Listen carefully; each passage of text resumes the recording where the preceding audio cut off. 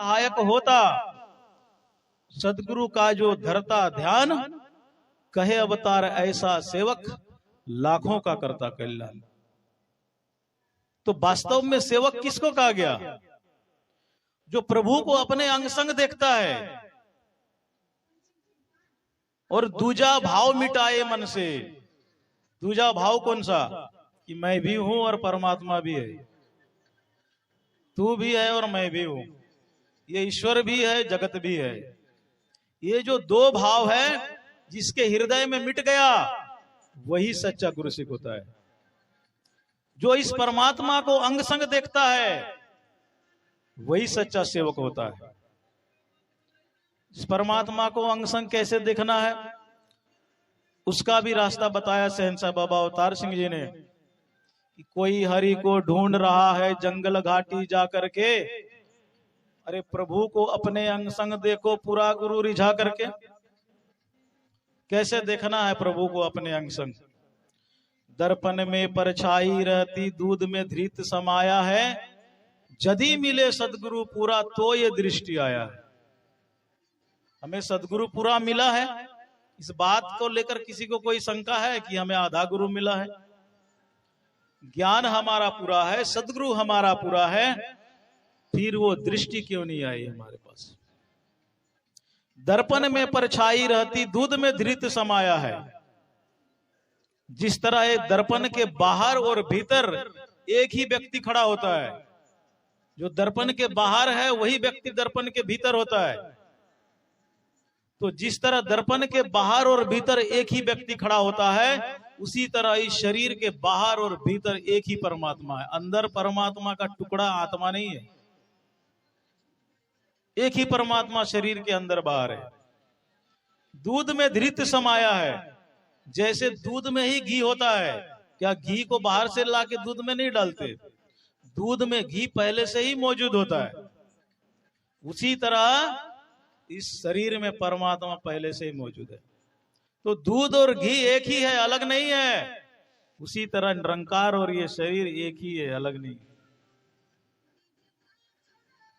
तो जब ये दृष्टि आ जाती है, तब साथ संगत वास्तव में हम सेवक कहलाते हैं। फिर शहंशाह बाबा अवतार सिंह जी ने फिर बताया, हमें बार बार चेताया इस ज्ञान को लेकर।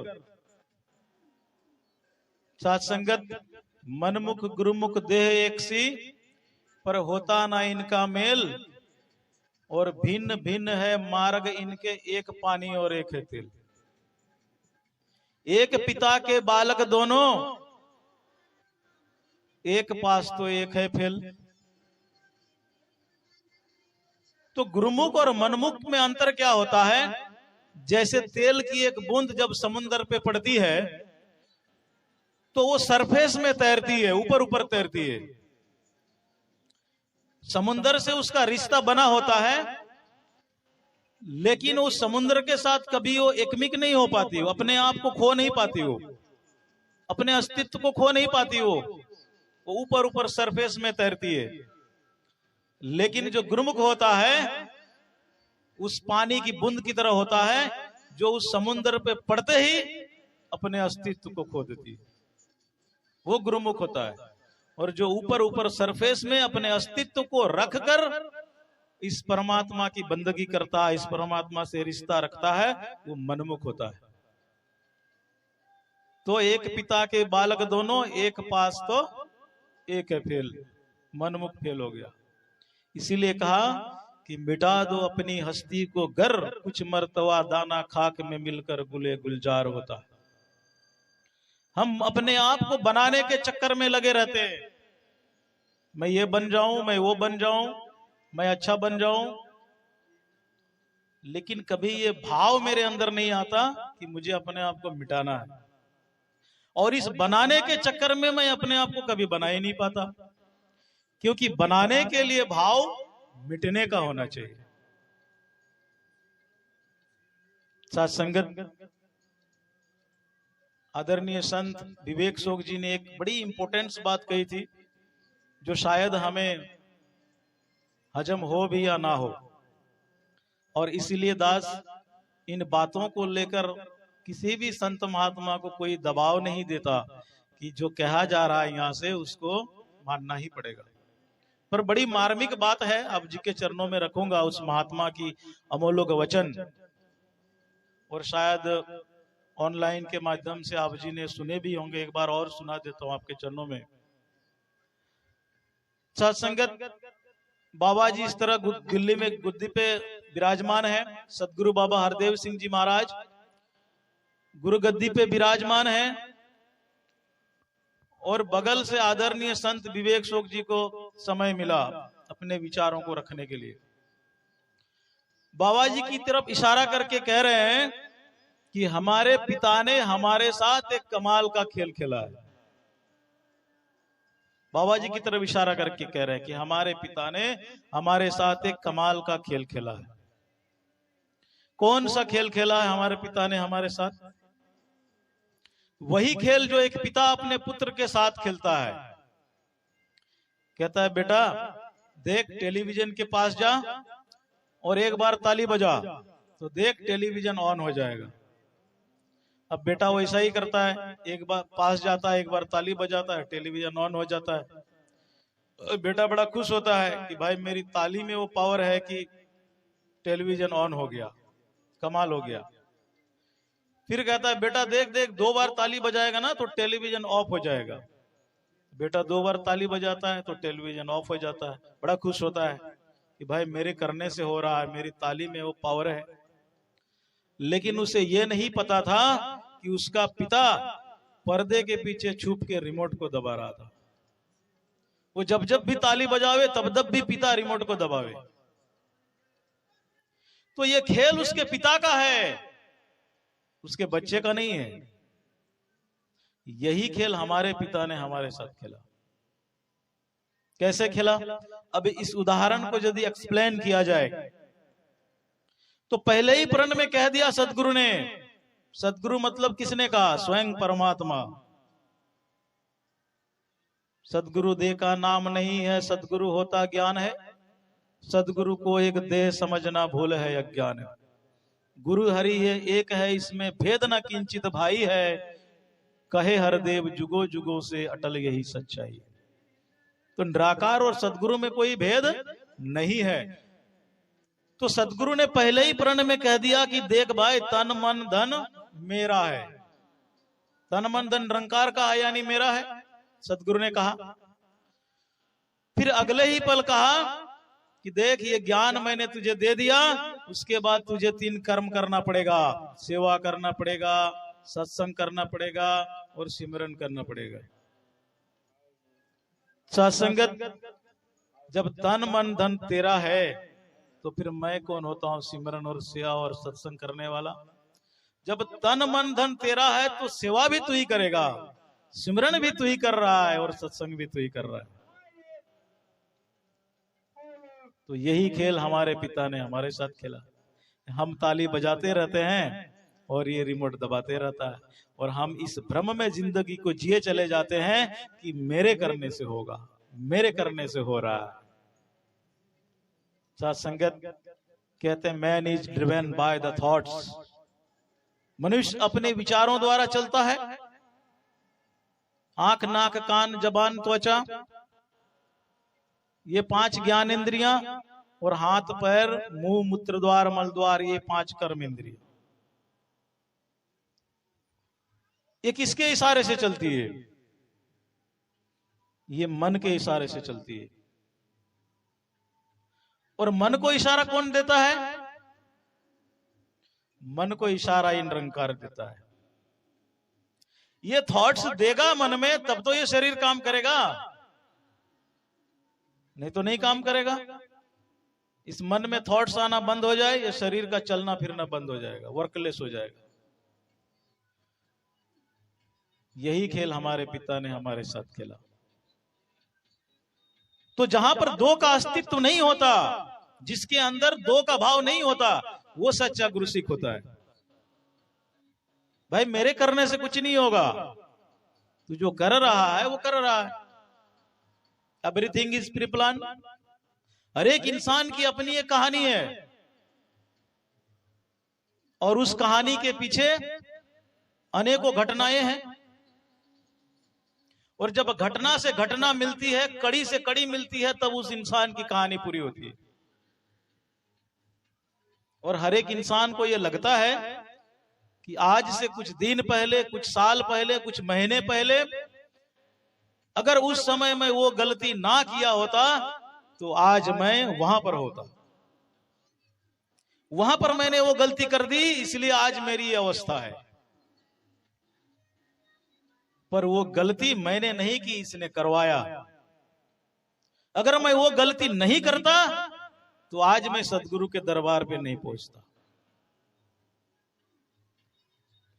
तो साथ संगत, ये हम एक छोटे से घर के लिए एक प्लान बनाते हैं कि कल का हमारा क्या प्लान है, रूटीन बनाते हैं। एक छोटे से घर को चलाने के लिए हम इतनी दिमाग लगाते हैं। ये जो पूरी दुनिया को चला रहा है, तो क्या ये बिना प्लानिंग के चला रहा होगा? सोचने वाली बात है। इसलिए शहंशाह जी ने फिर लिखा कि मानव प्रभु से हो गया दूर, उलझ द्वैत के चक्कर में। आन बान सब हो गई चूर, उलझ द्वैत के चक्कर में। बंद हुई बंदे की आंखें, उलझ द्वैत के चक्कर में। अरे अमृत सका ना मानव चाक, उलझ द्वैत के चक्कर में। ये द्वैत का जो चक्कर है, इंसान अपने आप ही परमात्मा से अलग होता चला जा रहा है। कैसे? कि प्रभु तू भी है और मैं भी हूं। तो जब तू भी है और मैं भी हूं, तो तेरे और मेरे बीच में एक फासला अपने आप ही क्रिएट हो जाता है। राम किया सोई हुआ, राम करे सो होई, और राम करे सो होवेगा काहे कल पे कोई। सदगुरु माता जी ने ये कबीर साहब की वाणी को रखा था लॉकडाउन के दरमियान। जो कुछ किया सो राम ने किया, जो कुछ कर रहा है सो राम कर रहा है, और जो कुछ करेगा सो राम करेगा। फिर मैं क्यों टेंशन लूं भाई, क्यों टेंशन लूं भाई? तो बीच पर जो मेरा जोर पड़ता है बीच में, वो मुझे परेशान करता है। इसीलिए सहज हो जाना है, सरल हो जाना है, स्वाभाविक हो जाना है, ताकि इन मुसीबतों से हम बच पाए। साथ संगत, कबीर साहब ने कितनी अमोलक बात कही कि बूंद समाना समंदर में जानत है सब कोई, और समंदर समाना बूंद में बुझे बिरला कोई। इतना बड़ा समुद्र एक छोटे से बूंद में कैसे समाएगा? ये तो हम हर रोज दोहराते हैं कि एक बूंद समुद्र में समा सकती है, लेकिन इतना विशाल समुद्र एक छोटे से बूंद में कैसे समाएगा? तो ये जो विशाल समुद्र है, जिसे निर्गुण निरंकार कहते हैं, इस छोटे से शरीर रूपी बूंद में समाया है कि नहीं समाया? तो जब ये निरंकार बाहर भी है, निरंकार भीतर भी है, मेरे अंदर निरंकार है, मेरे बाहर निरंकार है, तो फिर मैं कहां हूं? फिर तो मेरा कोई अस्तित्व नहीं। जब मैं था तब हरि नहीं, अब हरि है मैं नाही। सब अंधियारा मिट गया जब दीपक दिखिया माही। भाई एक बार जब उजाला हो गया तो फिर अंधेरा कहां से रहेगा? जब तक अंधेरा था तब तक उजाला नहीं था। तो जब तक मेरी मौजूदगी थी तब तक परमात्मा नहीं था। और जब ज्ञान हो गया, हर तरफ मुझे प्रभु दिखाई देने लगा, हर तरफ प्रभु दिखाए। हम दूसरे में प्रभु को देखते हैं और इस शरीर में देखना भूल जाते हैं, अपने शरीर में देखना भूल जाते हैं। अपने आप के साथ इतनी बड़ी बेईमानी हम करते चले जाते हैं। साथ संगत, जब हर शरीरों में एक को नूर है, सब दे अंदर नर है, चाहे नारी है, ब्राह्मण क्षत्रिय वैश्य हरिजन प्रभु की रचना सारी है। सब शरीरों में एक ही परमात्मा है, तो मेरे शरीर में क्या दूसरा परमात्मा है? आपके शरीर में जो परमात्मा है वही शरीर में परमात्मा है। इसीलिए अभी हमारे गार्जियन स्वरूप महात्मा संयोजक जी कह रहे थे कि ज्ञान ज्ञेय और ज्ञाता तृतीयम नास्ति वास्तवम, अज्ञान यदाति अत्रिदम सोहम अस्मि निरंजन। एक तरफ बताने वाला, दूसरी तरफ सुनने वाला, और दोनों के बीच में ज्ञान है। जिसकी बातें हम करते हैं, ये तीनों तुझे अज्ञानता से दिखाई दे रहा है राजा जनक। ये तीनों मैं ही हूं, ये तीनों मैं ही हूं। मत परतरम नान्यत् किंचित् अस्ति धनंजय, मयि सर्वविदम पुत्रम सूत्रे मणिगणाइव। हे अर्जुन, इस जगत में, इस ब्रह्मांड में मेरे अलावा किंचित मात्र भी दूसरी कोई वस्तु नहीं है। जिस तरह एक धागे में मणि पिरोया हुआ रहता है, उसी तरह मुझ निरंकार में ये जगत पिरोया हुआ है, मेरे अलावा और कोई नहीं। एको ब्रह्म द्वितीयो नास्ति नेह ना नास्ति किंचन। एक ब्रह्म है, परमात्मा है, इसके अलावा दूसरा नहीं है, नहीं है, नहीं है, अंश भर भी दूसरा कोई नहीं। इसलिए बाबा हरदेव सिंह जी महाराज ने कहा, उस घटना का जिक्र किया, उस घटना का जिक्र किया जो अनेकों में, जो अनेकता में इस एकत्व को देखता है, वही वास्तव में परमात्मा को देखता है। वास्तव में वही गुरु सिख होता है, वास्तव में वही सेवक होता है, और वास्तव में वही भगत होता है। तो साथ संगत, जब बात अद्वैत की होती है, द्वैत और अद्वैत का जिक्र होता है, बहुत कम होता है। द्वैत का मतलब होता है दो वस्तु, यानी मैं भी हूं, परमात्मा भी है। अद्वैत का मतलब होता है दो की कमी। अद्वैत का मतलब एक नहीं होता। एक कहेंगे तो फिर ये, इसको जिसको गिन सकते हैं उसको एक कहते हैं, परमात्मा को गिन नहीं सकते, ये गणना रहित है। इसीलिए इसको एक कहूं तो है नहीं, दो कहूं तो गाली है, जैसा तैसा रहे कहे कबीर बिचारी। ये इसको एक भी नहीं कह सकते, दो भी नहीं कह सकते, ये जैसा है वैसा ही है। तो अद्वैत का मतलब है दो की कमी, और इसका भान जिसको होता है, इसका एहसास जिसको होता है, जिसके अंदर ये दृष्टि होती है, वो ब्रह्मज्ञानी कहलाता है, वो स्वयं निरंकार कहलाता है। तो सत्संगत, सहनसा बाबा अवतार सिंह जी ने बहुत सारी ऐसे अमोलक बातें, हम पुरानी किताबों को पढ़ते नहीं है। उस जमाने में जो किताबें लिखी गई शुरुआत में, जब सहनसा बाबा अवतार सिंह जी को, आप जानते हैं, गुरुवाणी का पाठ करते थे गुरुद्वारा में, और बाबा बूटा सिंह जी के माध्यम से जब उनको ये ज्ञान प्राप्त हुआ, तो उन्होंने गुरुद्वारा छोड़ दिया, लेकिन गुरुवाणी को नहीं छोड़ा। 1955 से लेके 1965 तक सहनसा बाबा अवतार सिंह जी ऐसे संगत किया करते थे, और उन संगतों में गुरुवाणी के पदों को दोहराते थे और उनका विश्लेषण करते थे। लेकिन जब उस पर सिख धर्म के लोगों ने ऑब्जेक्शन डाला कि हमारा धर्म तो छोड़ दिया भाई, हमारा ग्रंथ तो छोड़ दो, तब फिर वहां पे अवतारवाणी का निर्माण हुआ। अवतार उपदेश जो किताब हमारे मिशन में बिकती है, उसमें सब लिखा हुआ है, भाग 1, भाग 2, भाग 3। तो सहनसा बाबा अवतार सिंह जी ने उसी समय लिख दिया कि गुरु से ज्ञान प्राप्त करके ही कोई पूर्ण ज्ञानवान नहीं बनता, और ना ही ज्ञान देने का अधिकारी बनता है। ये लिखा हुआ है बात। क्यों नहीं बनता भाई? ज्ञान लेने के बाद वो पूर्ण ज्ञानवान क्यों नहीं बनेगा? क्योंकि ब्रह्म ज्ञान के 3 सोपान, ब्रह्म ज्ञान के 3 स्टेज होते हैं, 3 सोपान यानी सीढ़ी। पहला सोपान ब्रह्म को जानना, दूसरा सोपान इसे जीवन में उतारना, किसको? ब्रह्म ज्ञान को, और तीसरा सोपान यही हो जाना, ब्रह्म ही हो जाना। जो इस अवस्था तक पहुंचता है वो फिर मुक्त हो जाता है, उसकी अवस्था मुक्त अवस्था बन जाती है। इसलिए साथ संगत, ये भक्ति का प्रतिफल होता है, ये भक्ति का परिणाम होता है कि वो इंसान मुक्ति को अनुभव करे, वो इंसान मुक्ति को प्राप्त करे, तभी हमारी भक्ति सार्थक होगी। पर बंधन और मुक्ति के पीछे एक सीधा साधा रहस्य है कि जब हम मुक्ति की बात करते हैं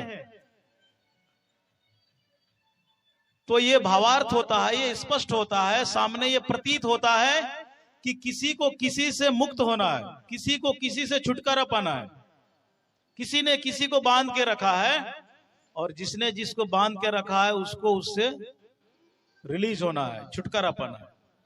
तो इससे पहले कि हम मुक्ति की बात करें, ये समझ लें कि बंधन क्या चीज है, किसने किसको बांध के रखा है। क्योंकि बंधन में भी तीन का होना जरूरी है, एक जो बांधेगा, दूसरी जिस वस्तु से बांधेगा और तीसरा जिसको बांधेगा। पर यह बंधन भौतिक नहीं है, ये सूक्ष्म बंधन है, पर समझने समझाने के लिए कहना पड़ता है। पर यदि ये ज्ञान हो गया कि इस संसार में केवल ब्रह्म ही ब्रह्म है और दूसरा कोई नहीं है, तो फिर इस ब्रह्म को बांधने वाला दूसरा तो कौन हो सकता है? कौन इस परमात्मा को बांध सकता है? जब इसके अलावा मैं रहूंगा तब तो बंधूंगा। मेरे रहने पर ये सब कुछ है, जन्म है, मृत्यु है, बंधन है, मुक्ति है, सुख है, दुख है, लाभ है, हानि है, सही है, गलत है, पाप है, पुण्य है, ये मेरे रहने पर है। इसलिए साथ संगत, जब केवल और केवल परमात्मा ही है तो कौन बांध सकता है इसको? और जब बंधन ही नहीं तो फिर मुक्ति कैसा? इसलिए अज्ञानता रूपी हृदय ग्रंथि का नाश होना ही मुक्ति कहलाता है। कौन सी अज्ञानता? अपनी एक सेपरेट आइडेंटिटी, पहचान को लेकर जो इंसान जीवन में भक्ति का सफर तय कर रहा है, फिर साथ संगत वो बंधन में है, वो बंधन में है। बातें बहुत सारी है साथ संगत। अवतार उपदेश में शहंशाह जी ने वो भी लिखा कि बुद्धि प्रकाश भई मति पूरी, ताते विनसी दुर्मति दूरी।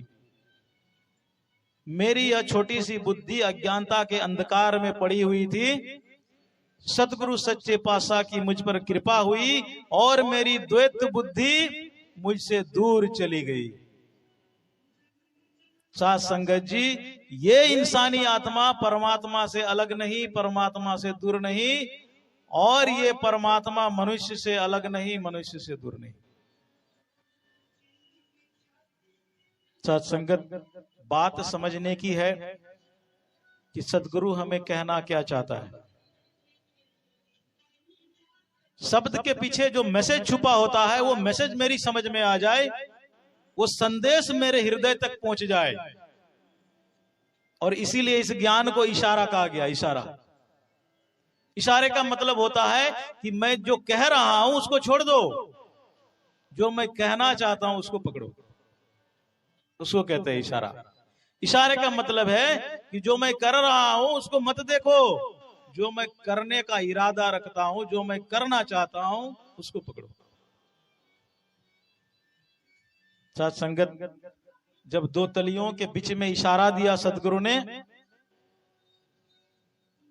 तो साथ संगत परमात्मा दिखाया या परमात्मा के जरिए मुझे दिखाया? सोचने वाली बात है। इसीलिए वेदों में उस चीज को लिखा गया कि मैं ब्रह्म हूं, मैं आत्मा हूं, मैं परमात्मा हूं। यह सीखी हुई बात है, ज्ञान नहीं है। मैं नहीं हूं, यह ज्ञान है। अपने आप को निषेध रूप से जान सकते हैं। अपनी अनुपस्थिति में ही मुझे अपनी उपस्थिति का ज्ञान होगा।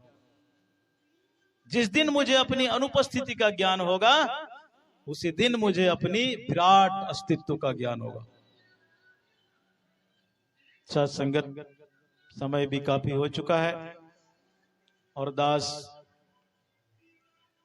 जिस तरह से जिक्र किया कि पिछले 2 दिनों से आप सभी संत महात्माओं के अनमोल वचनों को सुन रहा हूं, और आप सभी माए बाप, सत्संग को मां का दर्जा दिया जाता है। और साथ संगत, हमारे गार्जियन स्वरूप महात्मा भी बैठे हैं यहाँ। ऐसी रहमत और ऐसी बख्शिश सब पर करना मेरे मालिक, सब पर करना, ताकि आपकी छत्र छाया में जो भी व्यक्ति आए और जो न भी आए उसका कल्याण करना, उसका भला करना। प्यार से बोलिए धन्यकार।